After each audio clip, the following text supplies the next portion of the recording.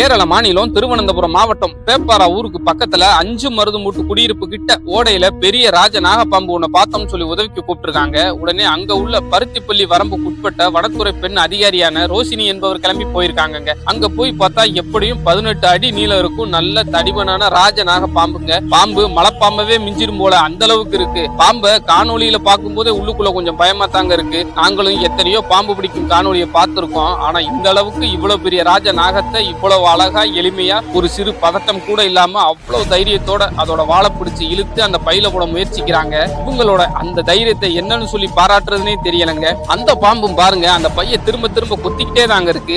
ஆனா அதெல்லாம் அவங்க ஒரு பொருட்டாவே மதிக்கிற மாதிரி தெரியலங்க. ஏதோ ஒரு சாரப்பாம்பை பிடிக்கிற மாதிரி அதோட வாழை பிடிச்சு இழுத்து சிரிச்சுக்கிட்டே அதை உள்ள போட முயற்சி பண்றாங்க. பாம்பும் இவங்க கிட்ட இருந்து எப்படியாவது தப்பிச்சு போயிடும் தாங்க பாக்குது. இவங்களும் கடைசி வரைக்கும் அதை விடுற மாதிரியே தெரியலங்க. பாம்பு அந்த பைக்குள்ள போக ஆரம்பிச்சதுக்கு அப்புறமா இந்த சின்ன பைக்குள்ள எப்படி அவ்வளவு பெரிய பாம்பு அடைக்கிற முடியும் தான் நினைச்சோம். எங்க கண்ணவே எங்களால நம்ப முடியலங்க. ஏங்க ஏதோ ஒரு அரிசி சாக்குல பழைய பொருட்களை போட்டு குளிக்கு அமுக்கி கட்டுற மாதிரி அவ்வளவு பெரிய பாம்பையும் அதுல போட்டு கட்டிட்டாங்க. பாக்குற நமக்கு மிகப்பெரிய ஆச்சரியமா தாங்க இருக்கு. இவங்களோட இந்த தைரியத்தை பார்த்து வியந்து போன துடுப்பாட்டத்தின் கடவுள் என்று அழைக்கப்படுகிற சச்சின் டெண்டுல்கர் அவர்கள் தன்னுடைய எக்ஸ் தளத்துல இந்த காணொலியை பதிவிட்டு இவங்களுக்கு பாராட்டுகளை தெரிவிச்சிருக்காங்க. நம்ம வலையொலி சார்பாகவும் இவங்களுக்கு வாழ்த்துக்களையும் வணக்கத்தையும் தெரிவிச்சுக்கிறோங்க.